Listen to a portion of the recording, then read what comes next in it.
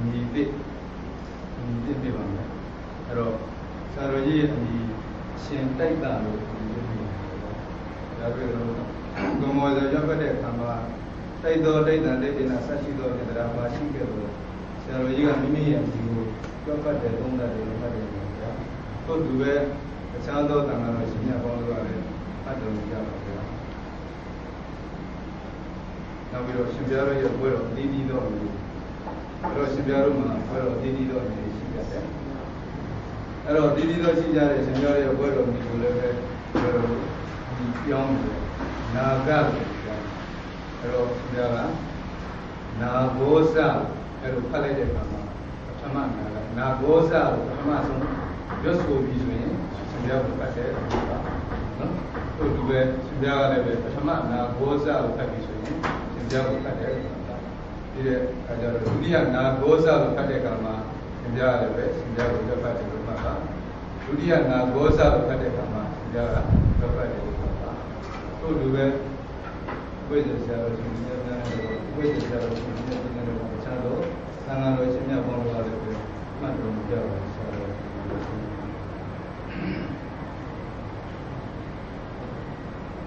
ဂစ္စချမုံမီဩဃာတိဖိတ်ချာသနာဘုံမှာဒီပဲပေါ်ပြီးလို့ရှင်ကြတော့အဆုံးစုံကိုကြားလို့မှတ်တော့သံဃာဘုံမှာလောလောရပြန်မှာတော့ပြီးတော့တက်ရပြီးလို့မကြပါဘူးဒီလိုရှင်တော့လည်းဘာလို့ဒီကထားလို့ဘယ်ထားလို့ဘယ်ထားလို့ဘယ်လိုလဲဟုတ်တယ်ဒီကနေဘယ်လိုလဲဘယ်လိုလို့ဟိုကဒီနေ့ပြေးထားလို့အဲ့ဒါလည်းထားတော့တာရဟုတ်ပြီဝိတ်တော့ဝိတ်နေတော့အနာဘုံနဲ့အားကလာပါလို့ဟိုနဲ့နောက်တော့လည်းဒီဘက်နဲ့ဟိုဒီလိုနဲ့အားလုံးကိုရတဲ့နေရာနဲ့ပါတော့ဒါဒီရိုက်တယ်ဆန္ဒလေးကိုနေနေရအောင်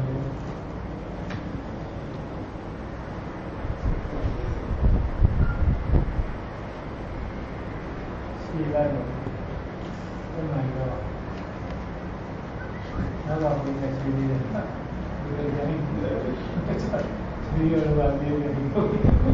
နောက်တော့ဒီကြရတယ်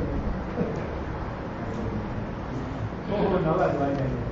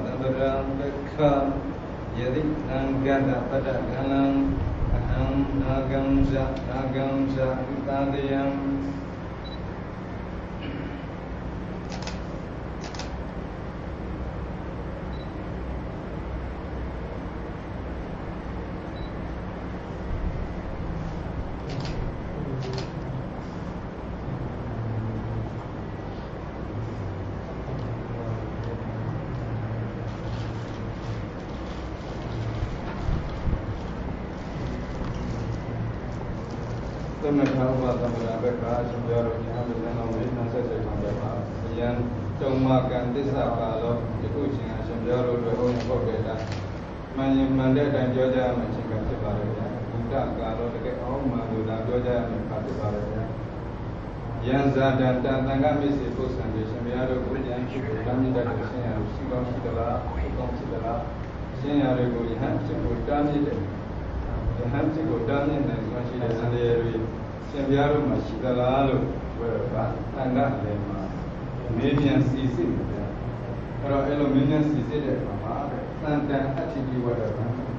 ပြတော်ကပါလေရှိရင်ရှိတယ်လို့ပြောရှိရင်ပါလေရှိတယ်လို့ပြောရှိရင်ပါလေရှိတယ်လို့ပြောအတ္တန်တန်လက်ရှိတိဝတ္တကမရှိရင်ပါလေရှိပါ အဲ့ဒီလိုမျိုးဉာဏ်จิตကိုတမ်းမြင်ရတဲ့ကြောင့်ကြောင့်တရားတွေရှိပါဘူးပြောနော်မာဖို့ဝိချာရိတာရှင်ဗျာဒီလိုမျိုးသောမိကွန်းတွေကိုရှင်ဗျာတို့ကိုမေးရမလားဆိုပြီးတော့လည်းပဲခန္ဓာကိုယ်တော်ရှိနေကြလို့မနေရဘူးမာဖို့မင်းကိုဟောတဲ့ချာတဲ့ရှင်ဗျာတို့ကငါ့ကိုဒီလိုမျိုးမျိုးကွန်းတွေကိုမေးရမလားဆိုပြီးတော့လည်းပဲမင်းမောင်ကြီးကြောက်ပြီးတော့ဒေါသနဲ့ထွက်ပြီးတော့လည်းပဲမနေရပါဘူးဧဝံတုံမေပုစိတ်ရှင်ဗျာတို့ကိုတို့တော့ဒီလိုမေးကြမှာပဲ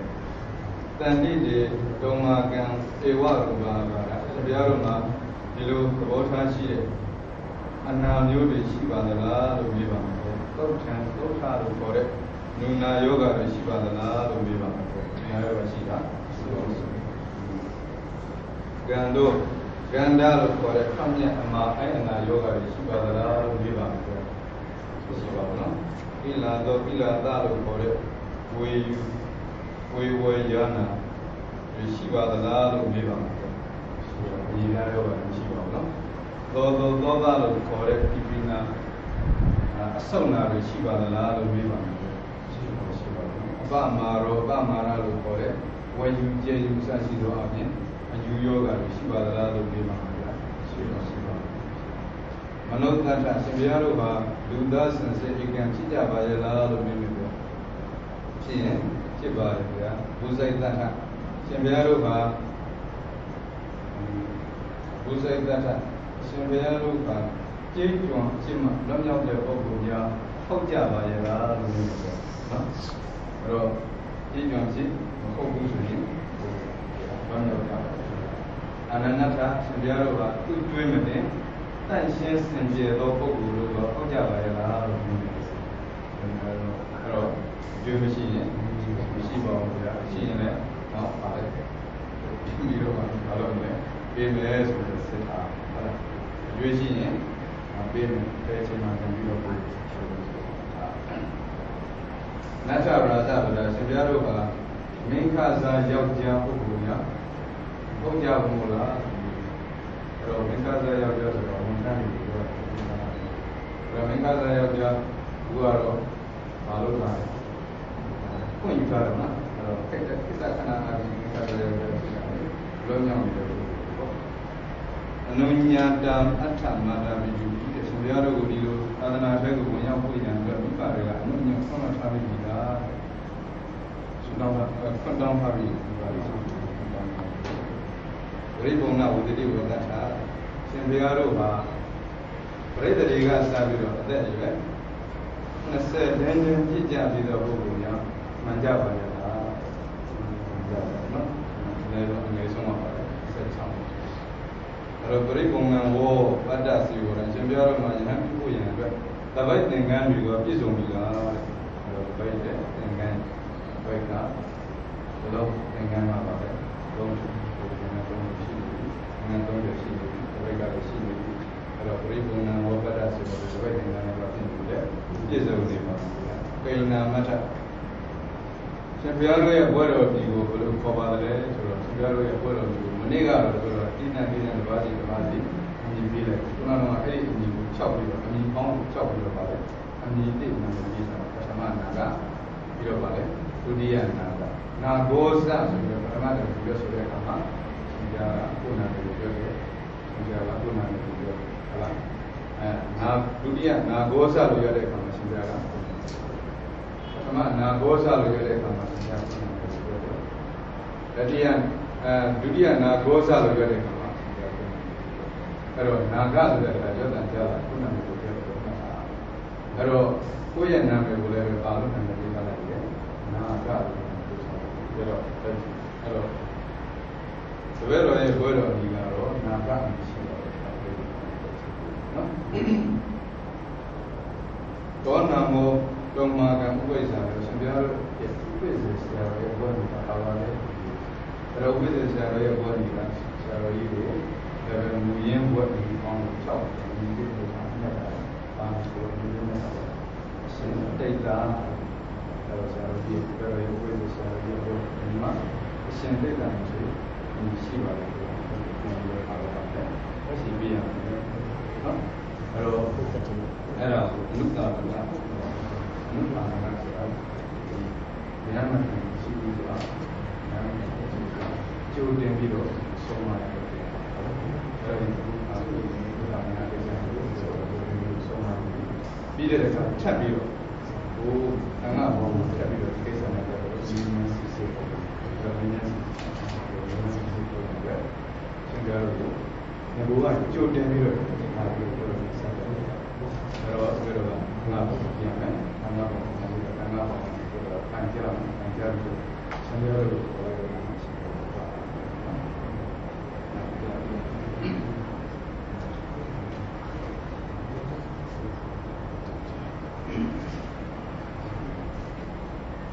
ဒုနာဒုမေဗန္တေသံဃောနာဂောသ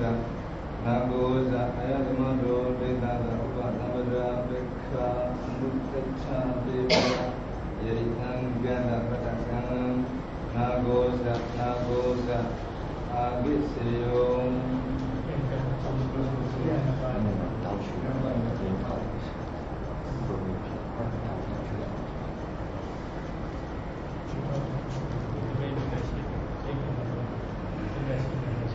ဟုတ်ကောင်းလားကောင်းပါဘုရားဘုရားမှာဒီဟမ်ဘဇန်ရှိကိုအနာကောင်းကိုအောင်းမလျှောက်တာနေတော့မှလည်းပဲရှင်ဖြစ်ကိုတောင်းပန်လျှောက်တာလို့ပဲဟမ်ဘဇန်ရှိကိုတောင်းပန်လျှောက်တာဒါတော့ဘယ်တော့ဆိုတဲ့တိုင်တော့လည်းပဲဆိုတာတန်ခံပန်တိဥပဒမ္မနံယာသမဘောလုံးပတုအမေပန္တိသံဃောအနုကမ္ပံဥပါဒာယဒုတိယံပိဗန္တိသံဃံဥပဒမ္မနံယာသမဘောလုံးပတုအမေပန္တိသံဃောအနုကမ္ပံဥပါဒာယတတိယံပိဗန္တိသံဃံဥပဒမ္မနံယာသမองลงปตุอัมเมปันติตังโกอนุกัมปังอุปาดายะปันติရှင်မြတ်တို့ဗျာသံဃံသံဃာတော်ကိုဥပသမ္ပဒံယံပဇင်ဖြစ်ကိုယာသမတောင်းပန်ပါကုန်၏ရှင်မြတ်တို့ဗျာအမေဘုရားတပည့်တော်တို့ကိုဗန္တိရှင်ဘုရားမြတ်သည်သံဃောသံဃာတော်သည်အနုကမ္ပံအစင်တနာရှင်ကိုဥပါဒာယအကြောင်းပြု၍ဘုံလုံးပတုမြင့်မြတ်သောယဟန်ဖြစ်သောဆောင်တော်မူပါသံဃာတော်ရှင်မြတ်တို့ဗျာဗန္ဒုတိယံပိအကျဉ်းမြောက်လေဗန္တိရှင်မြတ်တို့ဗျာသံဃံသံဃာတော်ကိုဥပသမ္ပဒံယံပစင်ဖြစ်ကိုယာသမတောင်းပန်ကြပါကုန်၏ရှင်မြတ်ဗျာဗန္တိရှင်မြတ်တို့ဗျာအမေတရားတပည့်တော်တို့ကိုသံဃောသံဃာတော်သည်နုကံပံစေတနာရှင်ကိုဥပါဒာယအကြောင်းပြု၍ဘုံလုံးပတုမြင့်မြတ်သောယဟန်ဖြစ်သူဘုဆောင်တော်မူပါရှင်မြတ်တို့ဗျာဗန္တိရှင်မြတ်တို့ဗျာအတ္တိယံပိသုံးကြိမ်မြောက်လေသံဃံသံဃာတော်ကိုဥပသမ္ပဒံယံပဇင်ဖြစ်ကိုယာသမတောင်းပန်ကြပါကုန်၏ရှင်မြတ်ဗျာဗန္တိရှင်မြတ်တို့ဗျာအမေတရားတပည့်တော်တို့ကိုသံဃောသံဃာတော်သည်အနုကံပံစန္ဒနာရှင်ကိုဥပါဒာယအကြောင်းပြု၍ဘုံလုံးပတုမြင့်မြတ်သောယဟန်ဖြစ်သောဘုဆောင်တော်မူပါသံဃာတော်ရှင်မြတ်တို့ဗျာ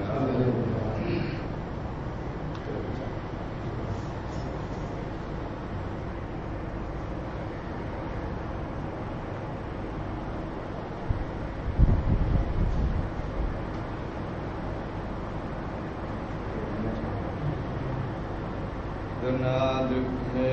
bande nam go ayam na go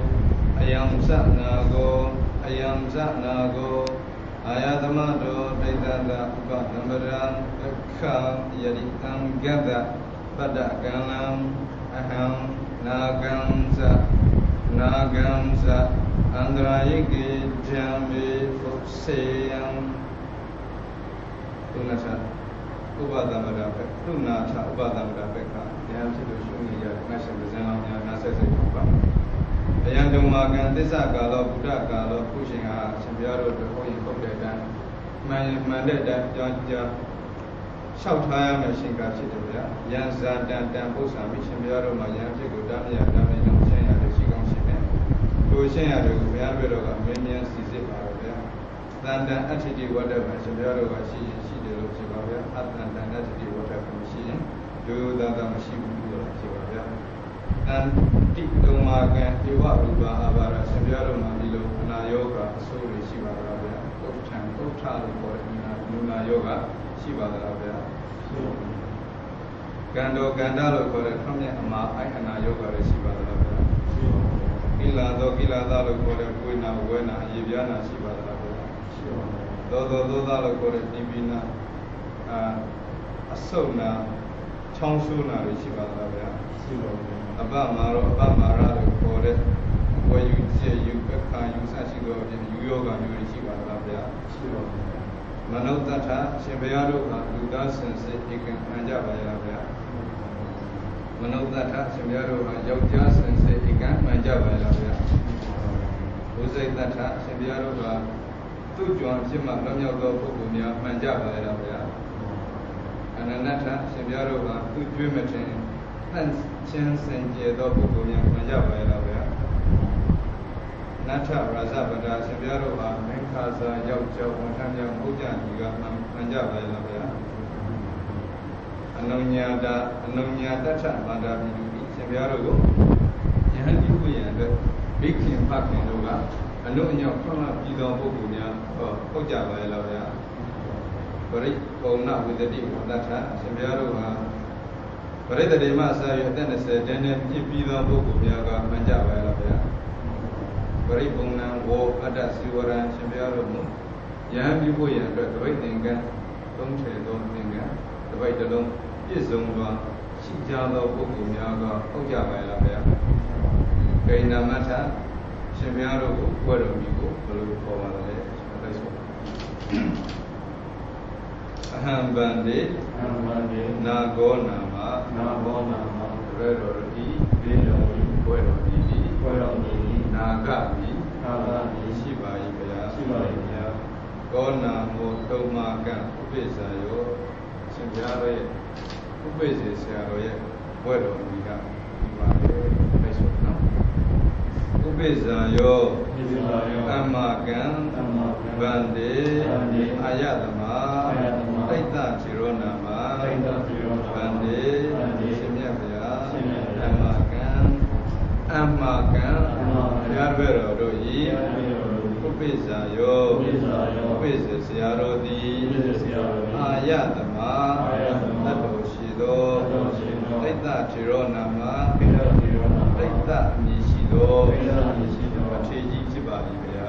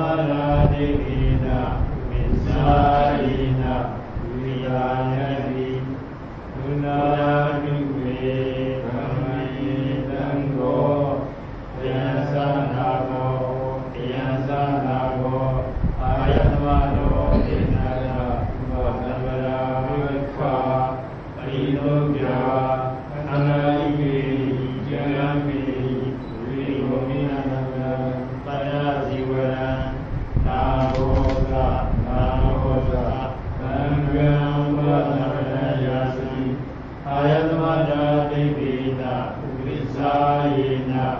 ကံဘောနာဂံသ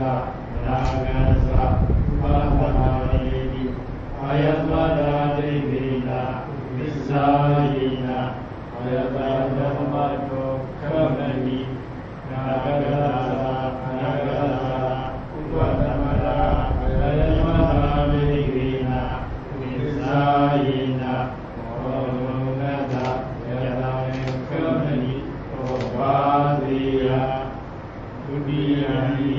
ပက္ခသံဝရာမိ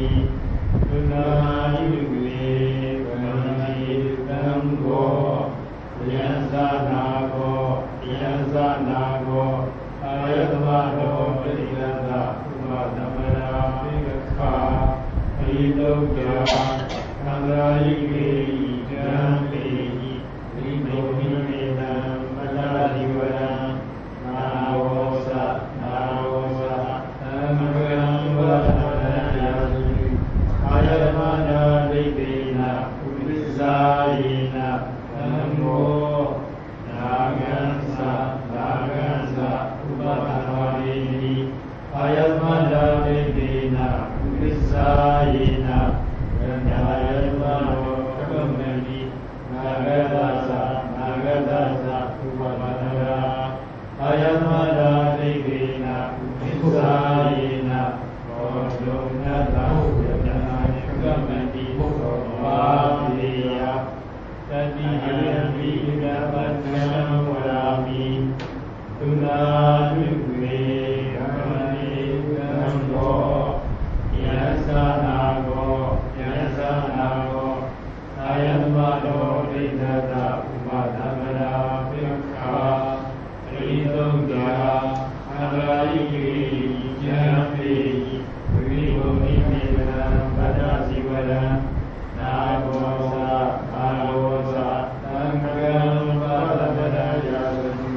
အာယတမနာဒိဋ္ဌိနာဥပိစ္ဆာယေနသံဃောနာဂံသနာဂံသဥပဒနာယေတိအာယတမနာဒိဋ္ဌိနာဥပိစ္ဆာယေနသဗ္ဗယမရောခမနိနာဂတသနာဂတသဥပဒနာအာယတမနာဒိဋ္ဌိနာဥပိစ္ဆာယေနဘောဓောနတ္တယတမခမနိဘောဘာတိယဥပမရဏသံဃေနနာဘောသနာဘောသအာယတမနာဒိဋ္ဌိနာဥပိစ္ဆာယေနသမတိနာဂတသဗ္ဗမနုနိဒေဝမပိယနတရာယမိ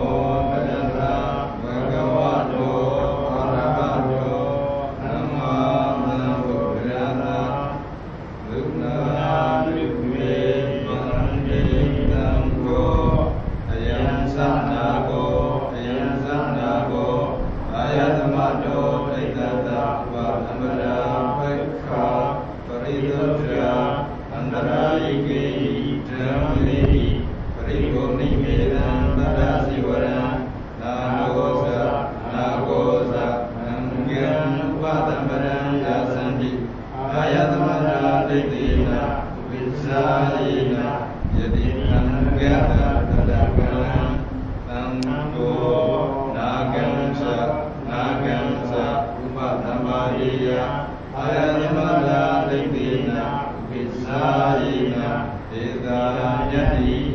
dunaladume panditango ayansanako ayatmano daitata upadamada pekha paritopja antarayikehi jammehi gariboni medan madasivana nagosa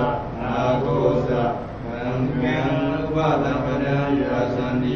ayatmana daitina uppisayena nango nagamsa upadamadi ayatmana daitina uppisayena yadayatmano kamali nagadasa upadamada ayatmana daitina uppisayena dodonata yadane kamali dopadiya dudiyami ajamachan wadami dunadume paranditango ayansanako ayatmano daitata upadamada pekha paritopja antarayikehi jammehi pariboni medan padasivaran nagosa tankyam upadamadan yasandi ayatmana daitina uppisayena nango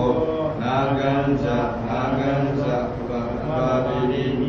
ayatmana daitina uppisayena yadayatmano kamali nagadasa upadamada ayatmana daitina uppisayena dodonata yadane kamali dopadiya adiyami ajamachan wadami dunadume paranditango ayansanako ayatmano daitata upadamada pekha paritopja antarayikehi jammehi pariboni medan padasivaran nagosa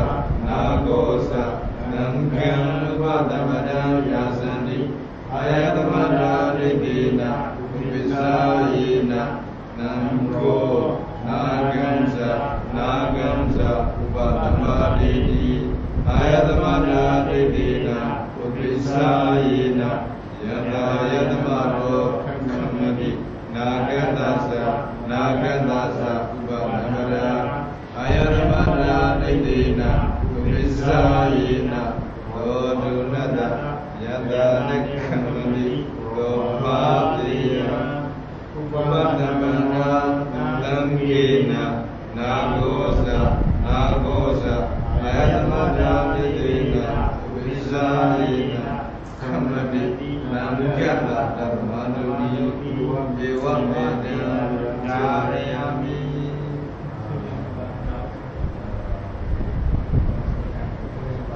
Thank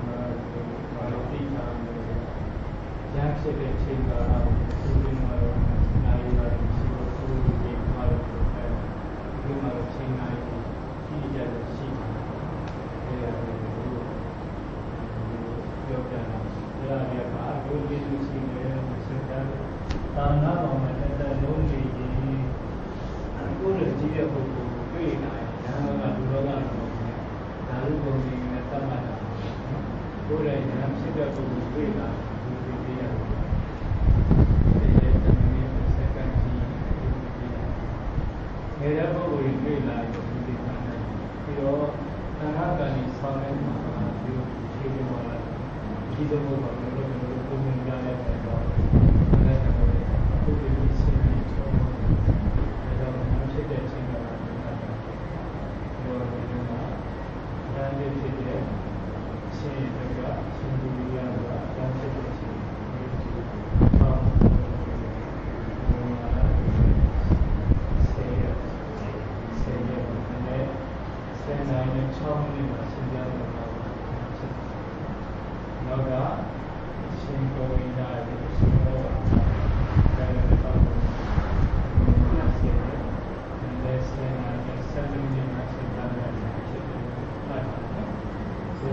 ဘုရားတသက်လုံးနေတာနဲ့ဒါကမှတ်ထား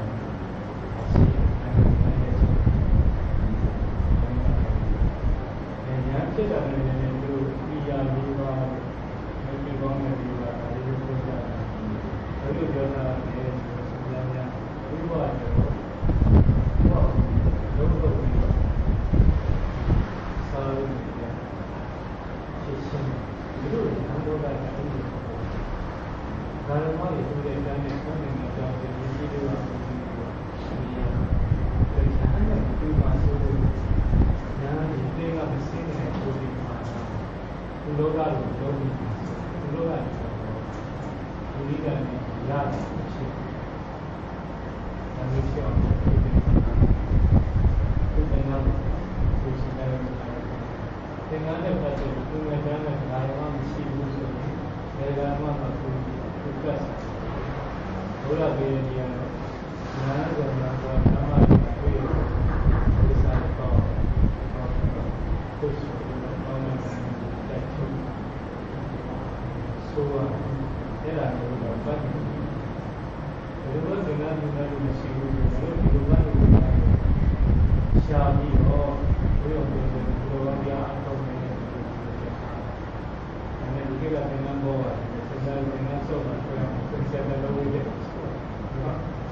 ဆိုတော့ဒီကတော့အဲဒီဒီလိုစီလုံးနဲ့ပြောနေတာညဒီလိုစီပုံတော့ဒီရောနားလာလို့ဒါကမရောဒီလိုပြန်ဒီရောနဲ့အဲဒီဟိုဒီလိုတဲ့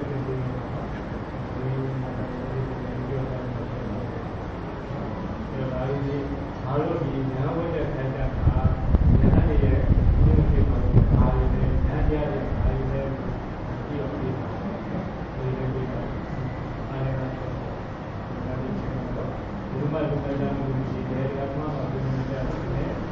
ခုဒီကတော့မင်းနဲ့ဒီလိုအားရတယ်ဆရာဟောတဲ့ကတိကဘုရားကိုပြောနေတာဘာလဲဘုရားကိုအားရနေတယ်ဒီသူလည်းတော့လူရှိတယ်ဒီလိုမျိုးဘုရားဒါမှလည်းကတော့ဆွမ်းတဲ့ပတ်သက်ပြီးတော့ဒီလိုမှဆောင်းဖို့လည်းဒီမှာဘယ်မှာမှဒီကံတွေဒီပတ်ဟိုကဘယ်နဲ့ဆုံးတာစားတယ်လက်ကြောင့်လည်းဒီမှာဆောင်းဖို့လည်းဒီမှာလည်းဟိုလာတော့ပေါ်နေစားတယ်အောင်းချုပ်ပြီးဒီလိုပဲအဲရတဲ့က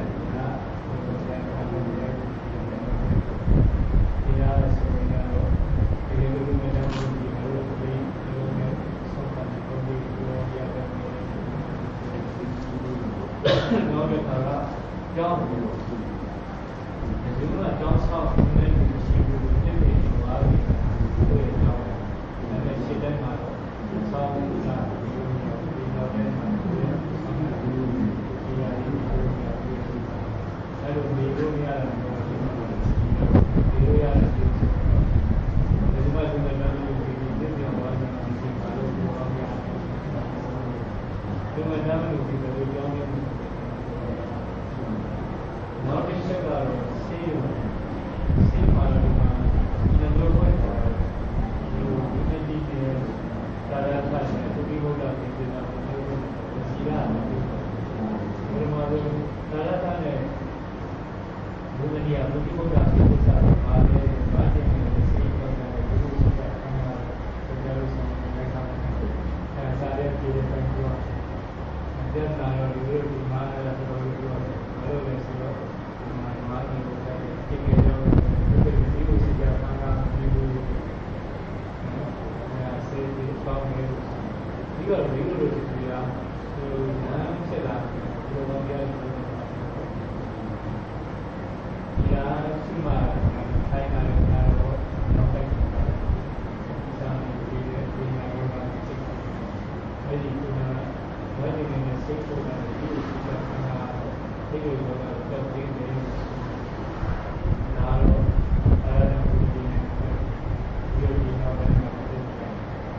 ကတော့ဘာမှမပါဘူး။ဒီလိုတော့ဘယ်လိုဖြစ်လာလဲ။စိတ်ပစ္စည်း။ဒီလိုတော့ဘယ်လို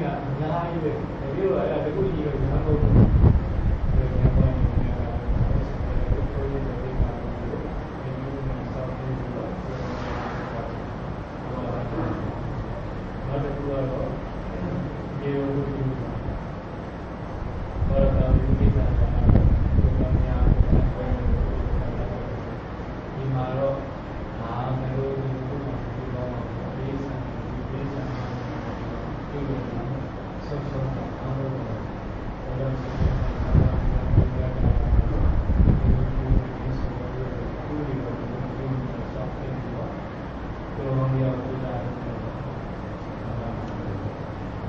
ကတော့နေပြောလို့နေပြောတာနာနာနေနာလို့ဆိုတာပေါ့ဒီလိုဘုရားဝါဒတွေမှာပြောတယ်ဘုရားပြောလို့ဖြစ်တော့ပဲဒီဝေကူကတော့အဲ့လိုမျိုးလို့စံတရားမတရားပူရအဲ့လိုတရားတွေသမာဓိတရားတွေဘုရားမင်းဓာတ်တွေဘုန်းကြီးကသိပြီးတော့အဲ့ဒါမျိုးမမေးဘူးပေါ့လေတော့ဒီသူကတခြားရုပ်လိုတရားတွေနားလို့ဆောက်ဟိုဘယ်နဲ့ဘယ်ဘုရားနားမဟုတ်တော့အဲ့ဒီလိုကပြန်လာတာနားနာရင်တရားလက်တာကတော့နားအဲ့ဘုရားကြီးလည်းနောက်ဆုံးဒီလိုပါဠိတော်များတယ်ကျောင်းမှာပြောရတဲ့ဒီနေ့ချက်တွေလို့ဆိုတာကျောင်းမှာပါဠိတော်ဒီလိုတော့ဒီလိုတော့ဘုရားဒီလိုဒီလိုရတဲ့ကြား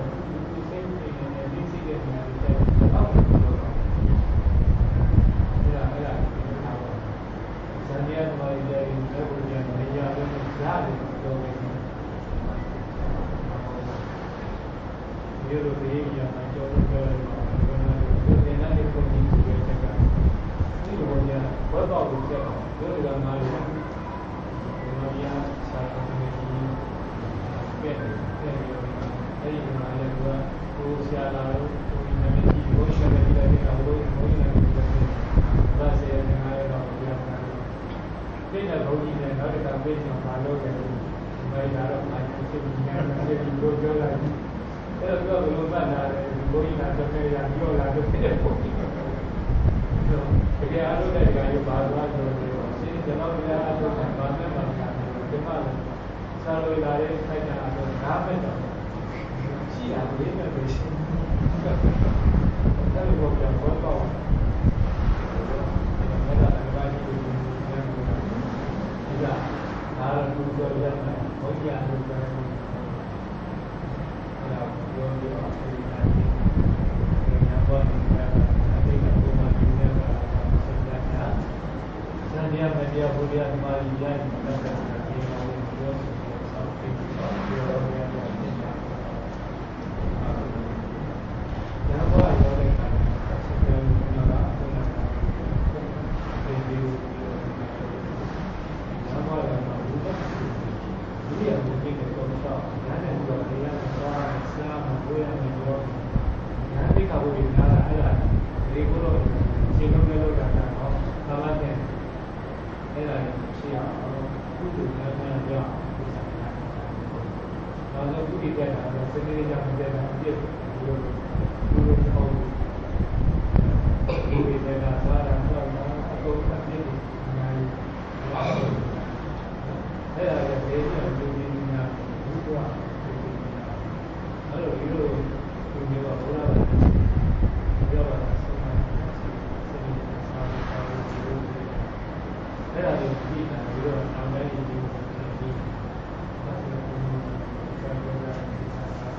အားလုံးသိတော့သင်တို့ဒီလိုဒီလိုနေနေအဲ့လိုဒီလိုဒီလိုရမယ်မိုင်းကိုဒီလိုဒီနာကိုဒီလိုဒီစိတ်မှာဘောနေရဲလို့ပြတာဟိုဒီနေ့ဒီလိုအဲ့ဒီမှာအဲဆရာတွေလည်းဘုရားဘုရားရဲ့စိတ်ကြီးနဲ့စိတ်မှာစိတ်ကလည်း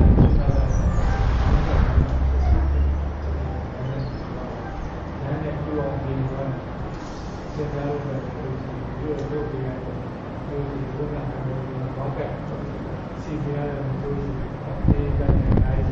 တယ်ဒီလိုဒီလိုစီပြရတယ်ဒီလိုဒီလိုလာတော့အမှန်လို့ဒီစီကိုကျန်တယ်ကရပါတော့ဒီလိုပုံစံဒီလိုပြဒီစား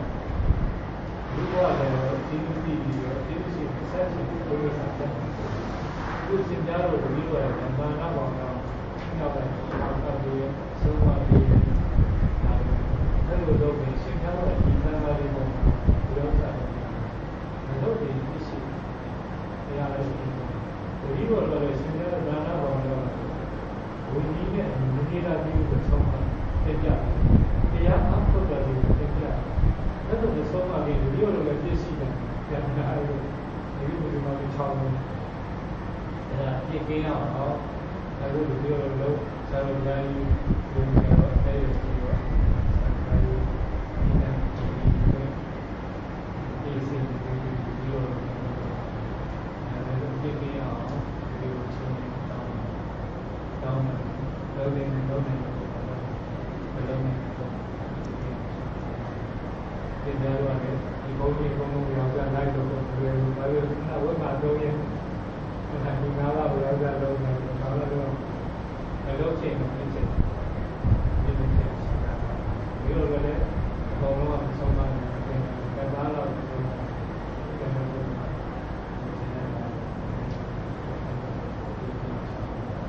အဲ့ဒါ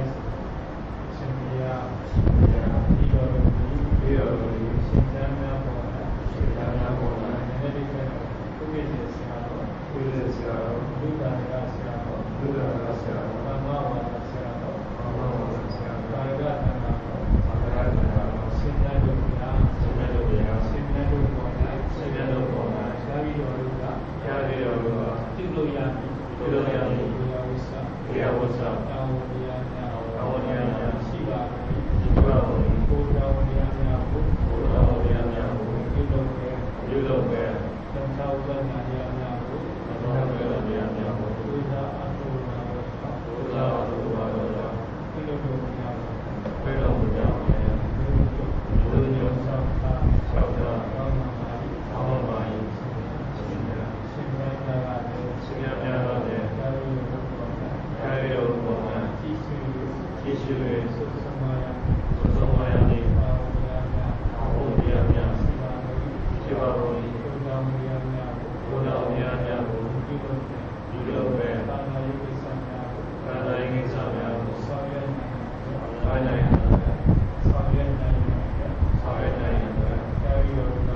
ကာယရောဂါလည်းပြင်းနဲ့စွာခွင့်ပြု